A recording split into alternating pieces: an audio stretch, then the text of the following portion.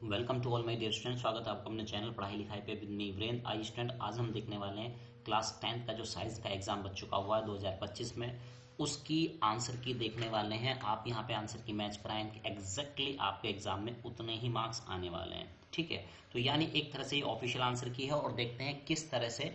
इससे पहले मैं बता दूं आपको, जो एमसीक्यू क्वेश्चन थे उनके और है ना आंसर की हम पहले ही डाल चुके हैं। आप बिल्कुल एक एक मार्क्स मैच करा लिए, वहां से एग्जैक्ट आपके उतने ही मार्क्स आएंगे। ठीक है, तो पी वाई जो आपके एमसीक्यू क्वेश्चन है 20 क्वेश्चन, उनके लिए आप फर्दर हमारा जो वीडियो है उस पर आप जा सकते हैं। ठीक है, तो चलिए स्टार्ट करते हैं। जो कन्वेंशनल पार्ट था जिसमें न्यूमेरिकल में थ्योरी है, उसका सॉल्यूशन हम दे रहे हैं यहाँ पे। तो चलिए क्वेश्चन नंबर 21 देखते हैं क्या था question. List the possible sources of energy required in the decomposition reaction. तो यानी डीकम्पोजिशन रिएक्शन में कौन कौन सी एनर्जी की रिक्वायरमेंट होती है, that is heat, light and electricity. ठीक है, इनकी रिक्वायरमेंट होती है। एक मार्क्स का 1 मार्क्स आप अगर आपने लिखा है तो आपको 1 मार्क्स मिल जाएगा। अगर किसी बच्चे ने यहाँ पे सपोज दैट, ठीक है, मान लेते हैं कि कोई 2 लिखे हैं तो आपको 1 मार्क्स मिल सकता है। बट अगर किसी बच्चे ने है ना एक ही चीज़ लिखी है कोई, और ये बाकी 2 कोई सी भी 2 छोड़ दिए वहाँ पे, तो उसके डेफिनेटली यहाँ पे हाफ मार्क्स डिडक्ट हो सकता है। ठीक है, चलिए उसके बाद उसने एक का एग्जाम्पल पूछा था। क्या पूछा था? एग्जाम्पल पूछा था। ठीक है, तो यहाँ पे जो एग्जाम्पल दिया गया है ये सनलाइट वाला दिया गया है, यानी फोटो डिकम्पोजिशन वाला दिया गया। फर्दर आप कोई भी यानी कि इलेक्ट्रोलाइसिस वाला एग्जाम्पल आप दे सकते हैं यहाँ पे। ठीक है, तो चलिए नेक्स्ट देखेंगे। और में भी एक क्वेश्चन था इसके बी पार्ट जो है। ठीक है, देखते हैं। What is observe when hydrated ferrous sulphate crystals are heated. जब उनको गर्म किया जाता है तो क्या होता है? तो जानिए FeSO4.7H2, इसको गर्म करेंगे तो डेफिनेटली वाटर वाला जो पार्ट है वो सेपरेट हो जाएगा, है ना। तो इस पे आप देखेंगे है ना, तो ये तो इक्वेशन हो गई हाफ मार्क्स की, और साथ में आपको ये लिखना भी होगा colour changes from green to white. ठीक है, तो ये भी आप लिखेंगे। तो किसी स्टूडेंट ने अगर ये पार्ट नहीं लिखा है, ठीक है, तो दैट इज उसका हाफ मार्क्स यहाँ पे डिडक्ट हो जाएगा। ठीक है, और इक्वेशन लिखिए तो साथ में उसका हाफ मार्क्स उसको और मिलेगा। और लास्ट में पूछा है give balance chemical equation of the reactions. ठीक है, अब आप इससे वाटर वाला पार्ट अलग हो गया, अब फिर भी आप इसको गर्म करना ऐसा है ना, फिर से गर्म करते जा रहे हैं तो आप हीट करते जाएंगे तो क्या होगा, Fe2O3 बनेगा, SO3 बनेगा और SO2 बन जाएगा। फिर इस पे इक्वेशन पे आपको 1 मार्क्स। तो इस क्वेश्चन में काफी स्टूडेंट्स ने मिस्टेक की है। ठीक है, कॉपी चेकिंग के दौरान जो चीजें सामने आई थी तो काफी चीजें उन बच्चों ने मिस्टेक की। यहाँ पे कोई एक रिएक्शन बच्चे यहाँ पे मिस कर चुके हैं। ठीक है, चलिए ऐसा नहीं कि है ना कि सारे बच्चों ने मिस किया, लेकिन काफी बच्चों ने ये चीज मिस की है वहां पे। चलिए 22 देखते हैं। Right the formula of the ions, है ना, विच acid and bases generate in water. तो वाटर में घुलने के बाद एसिड कौन से आयन देते हैं, तो H+ आयन देते हैं, एंड द बेसिस देते हैं, जनरेट करते हैं OH- आयन। ठीक है, तो ये हाफ हाफ मार्क्स का आपका हो जाएगा यहाँ पे। ठीक है, और नेक्स्ट देखते हैं। ड्राई HCl गैस का क्वेश्चन पूछा गया था कि भाई ये not change the colour of the dry litmus paper. क्यों? क्योंकि भाई वो ड्राई है तो वो केवल अपने आयंस तभी रिलीज करती है, फर्नेस करती है, जब वो वाटर में घुल, है ना। HCl किस में हो, बैट में हो, मॉइस्चर हो उसमें, वाटर के साथ रिएक्शन कर, मतलब वाटर में मॉइस्चर उसमें कुछ ना कुछ आ चुका हो तभी वो अपने आयंस रिलीज करेगी। ठीक है, तो ये आपका 1 मार्क्स का पार्ट हो जाएगा यहाँ पे। चलिए क्वेश्चन नंबर 23 जो था, ठीक है, वीन्स का फंक्शन लिखना था तो यहाँ पे हो जाएगा डी ऑक्सीजनेटेड ब्लड को कैरी करके लेके जाती है। ठीक है, बॉडी पास टू हर। ठीक है, तो इतना हिस्सा आपका 1 मार्क्स का हो जाएगा।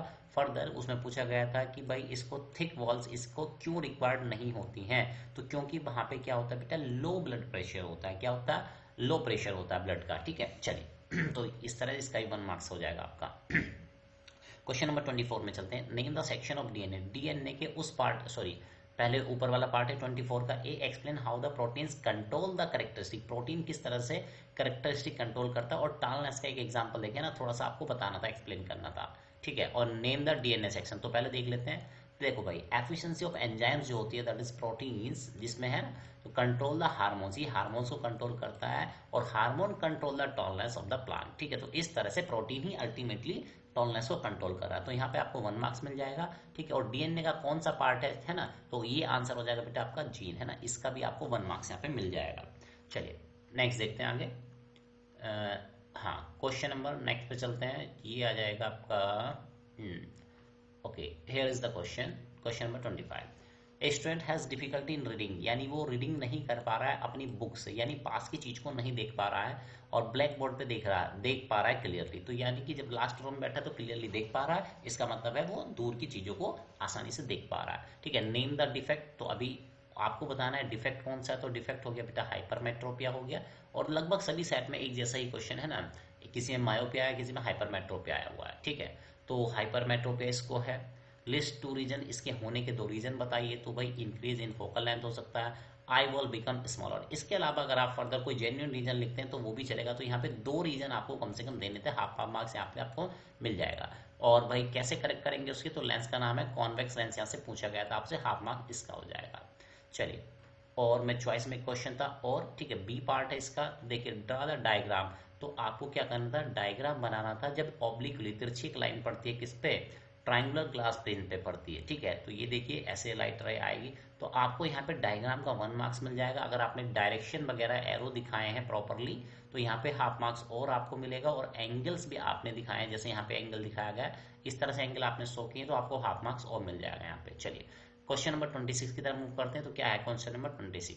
ठीक है, तो यहाँ पे देखिए क्या दिया है आपको, वोल्टेज दी है, ठीक है, और साथ में पावर वाट में दी है। तो पावर यानी आपको P दिया है, आपको V दिया है, और आपको निकालना है यहाँ पे क्या, R। क्या निकालना है बेटा, रेजिस्टेंस निकालना है, R निकालना है। तो देखिए आप फॉर्मूला लगाएंगे P is equal to V square upon R, ठीक है, और उसकी वैल्यूज पुट करेंगे तो ये जो आंसर आएगा आपका 52.9।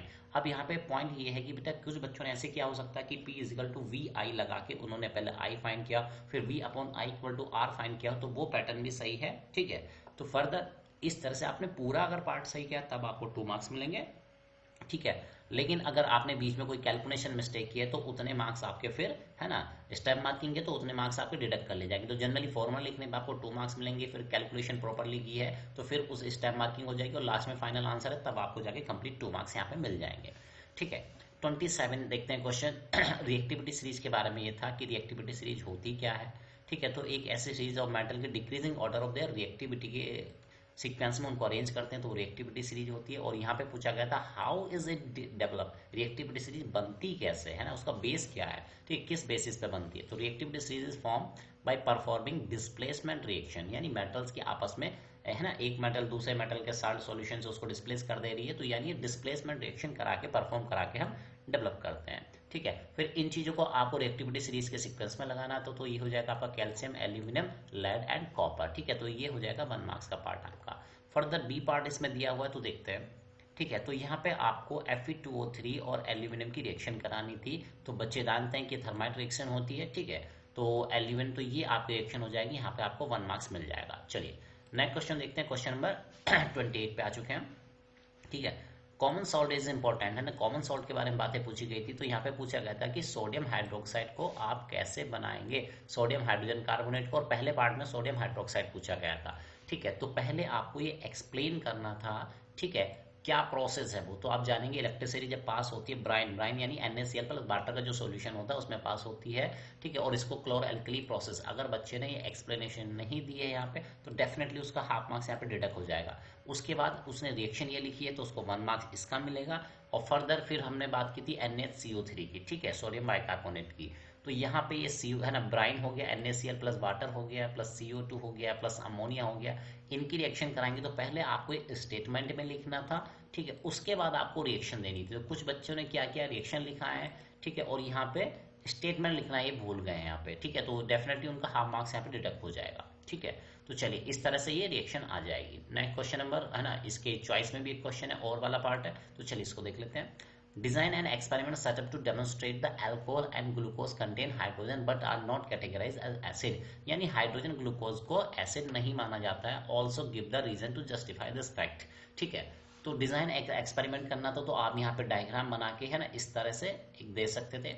चलिए, और ये बता रहा है इसमें कि बल्ब जो ग्लो करता है यानी कि करंट उसमें फ्लो करेगा, सॉल्यूशन इज टेकन बट, यानी कि जब एसिडिक सॉल्यूशन लेते हैं तो उसमें बल्ब ग्लो करता है, उसमें करंट पास करता है, लेकिन जब ग्लूकोज और अल्कोहल का सॉल्यूशन लेते हैं तब उसमें करंट पास नहीं करता है। ठीक है, तो आप डायग्राम बना देंगे, इतना एक्सप्लेन कर देंगे तो आपको मार्क्स यहाँ पे मिल जाएंगे 2 मार्क्स। ठीक है, और बात करते हैं, because acidic solution produce ion but alcohol और ग्लूकोज नॉट सॉल्व, है ना, ये आयंस प्रोड्यूस नहीं करते। आप जानते हैं अल्कोहल जो होता है और ग्लूकोज जो होते हैं इसमें करंट फ्लो नहीं कर सकते, आयन रिलीज ये नहीं करते। ठीक है, लेकिन आपको ऐसा लगेगा कि भाई अल्कोहल है तो उसमें OH ग्रुप आता है, लेकिन वो OH आयन अपने रिलीज नहीं करता। ठीक है, चलिए क्वेश्चन नंबर 29 की तरह बात करते हैं हम, देखिए क्या है। तो 3 चीजें पूछी थी, 3 डिफरेंसेस में बेसिकली पूछे गए थे।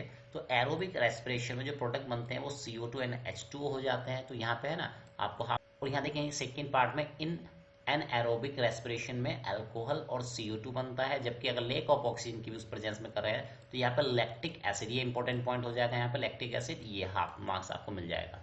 ठीक है, तो देखिए कौन सी गैस रिलीज होती है, तो रेस्पिरेशन में CO2 होती है, फोटोसिंथेसिस में O2 होती है। ठीक है, और रेस्पिरेशन इन टेरेस्ट्रियल एनिमल्स की बात करें तो वो लंग्स के थ्रू या स्किन के थ्रू, अगर इनमें से कुछ भी आपने लिखा है तो आपको लंग्स या स्किन में से कुछ भी एक चीज लिखी है तो आपको मार्क्स मिल जाएगा। ठीक है, और फिश लेती हैं, गिल्स के थ्रू सांस लेती हैं। ठीक है, नेक्स्ट क्वेश्चन की तरफ मूव करते हैं।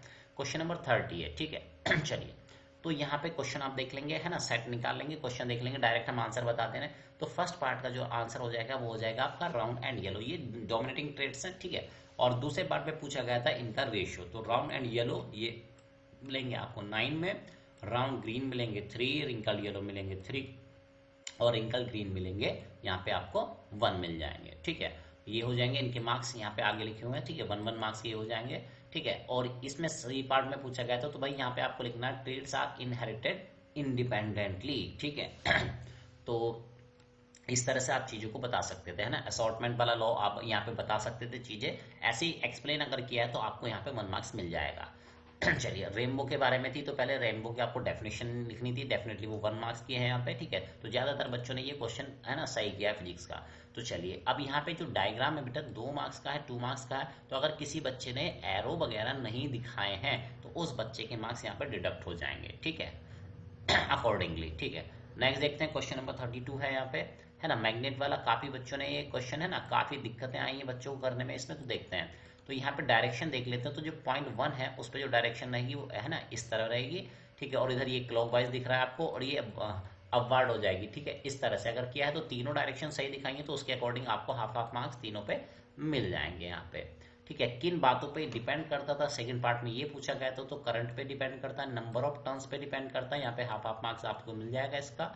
और सी पार्ट है तो ये हो जाएगा आपका राइट हैंड थंब रूल, है ना, किस लॉ के अकॉर्डिंग ये पूछा गया था यहाँ पे, तो हाफ मार्क्स आपको यहाँ पे मिल जाएगा। क्वेश्चन नंबर 33 ठीक है, तो 10% लॉ वाला क्वेश्चन ये आ गया यहाँ पे। फोर्थ चैन यूनी डायरेक्शनल क्यों होती है, 2 रीजन आपको यहाँ पे बताने हैं। तो चलिए, energy transfer trophic level can not be revert back, वापस नहीं हो सकती ऑटोट्रॉफ को, और energy decrease at the east trophic level, क्योंकि एनर्जी डिक्रीज होती जाती है। ठीक है, तो ये 2 रीजन है, इसके अलावा भी आपको 2 जेन्युइन रीजन लिख सकते हैं, ऐसा नहीं कि एग्जैक्टली आपको यही लिखना है। ठीक है, तो चलिए नेक्स्ट देखते हैं।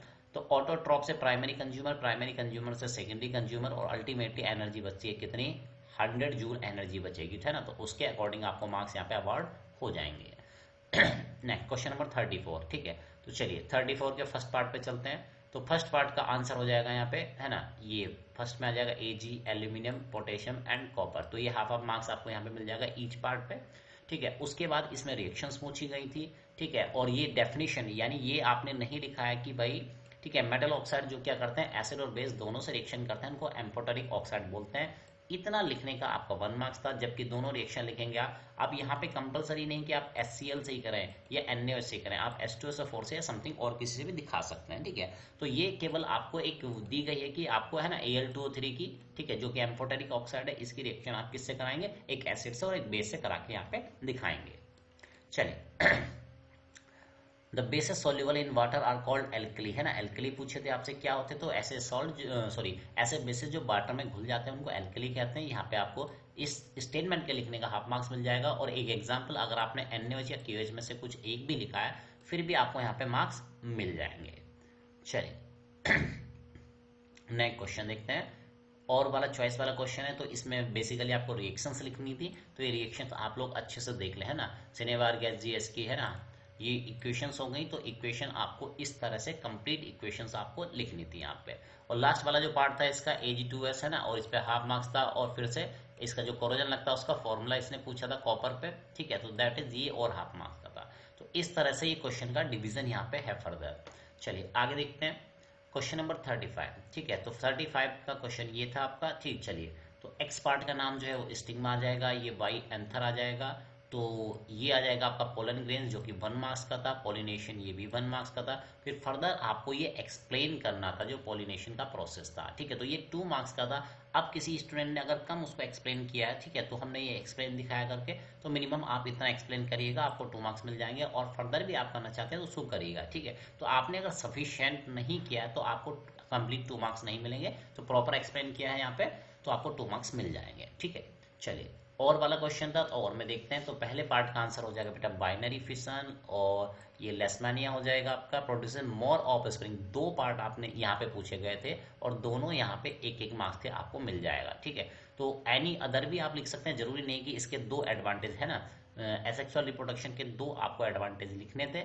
ठीक है, तो जरूर नहीं यही हो, है ना, कुछ डिफरेंट भी आप लिख सकते हैं, लेकिन जेन्युइन होने चाहिए यहाँ पे, तो आपको यहाँ पे मार्क्स मिल जाएगा 1 में। कुछ स्टूडेंट अगर 1 लिख के आए तो उनको डेफिनेटली 1 मार्क्स यहाँ पे डिडक्ट होने वाला है। और लास्ट है इसका वर्डिंग लिखने का 1 मार्क्स आपको मिल जाएगा यहाँ पे, और फिर उस चीज को एक्सप्लेन करने का, तो यहाँ पे वर्डिंग को एक्सप्लेन किया गया। हाँ, किसी बच्चे ने अगर डायग्राम से एक्सप्लेन किया तो उसको वहां पे मार्क्स मिल जाएगा। ठीक है, या उसने कहा था कोई अदर मेथड, तो यानी कि हाइड्रा में होने वाला, तो दैट इज रीजनरेशन, इसको भी आप यहाँ पे एक्सप्लेन कर सकते हैं। Question number 36।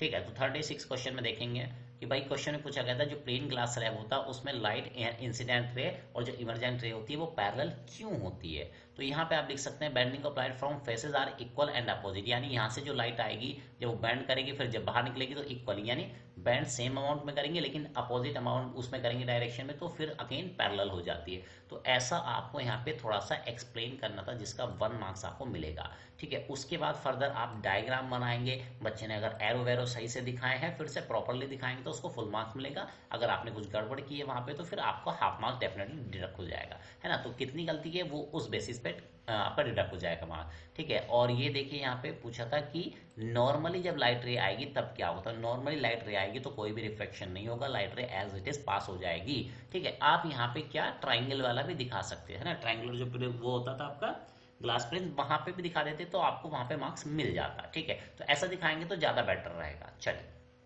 अब इसके साथ एक न्यूमेरिकल छोटा सा अटैच था, तो u की वैल्यू -30 सेंटीमीटर दी, f की वैल्यू -20 सेंटीमीटर दी है।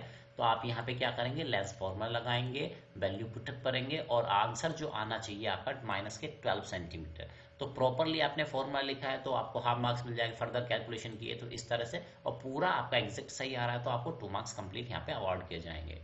ठीक है, फिर चलिए दूसरा क्वेश्चन यहाँ पे आता है। तो उसने एग्जैक्टली पूछा था कि भाई कैसी इमेज बनेगी, तो यहाँ पे रियल इन्वर्टेड हो जाएगी जब रखी है वो एफ और इन्फिनिटी के बीच में। ठीक है, और उसके बाद आप देखेंगे, हाँ फिर आपसे पूछा कि वर्चुअल और इरेक्ट भी बन सकती है जब पी और एफ के बीच में होता है। ठीक है, अब उसने फर्दर इसमें पूछा था कि भाई अगर इसको आप क्या करें, ऑब्जेक्ट जब मूव करता है पोल से दूर जाता है तो इमेज कैसी हो जाती है, तो आप डिक्रीजेज या डिमनेस यहाँ पे लिख सकते हैं। ठीक है, तो ये 1 मार्क्स का आपका पार्ट हो जाएगा। उसके बाद फर्दर आपका जो डायग्राम है 1 मार्क्स का हो जाएगा। और डायग्राम में आप ध्यान रखेंगे कि उसने पूछा था, ठीक है, नियर टू सी पॉइंट के नियर, तो किसी बच्चे ने थोड़ा सा आगे करके या थोड़ा सा पीछे करके बनाया है और उसके अकॉर्डिंग केस अगर लिखा है तो वो भी उस स्टूडेंट का सही माना जाएगा यहाँ पे। ठीक है, सेकंड पार्ट देखते हैं। अभी फिर से यहाँ पे एक न्यूमेरिकल अटैच था, तो u की वैल्यू -6 है और f की वैल्यू 3 है। फिर आप मिरर फॉर्मूला लगाएंगे, जो आंसर आपका आना चाहिए वो 2 मीटर। फिर फर्दर स्टेप मार्किंग है, तो यहाँ पे आप जितने पार्ट तक सही करते जाएंगे उसके अकॉर्डिंग आपको मार्क्स मिलते जाएंगे। ठीक है, चलिए क्वेश्चन नंबर 37।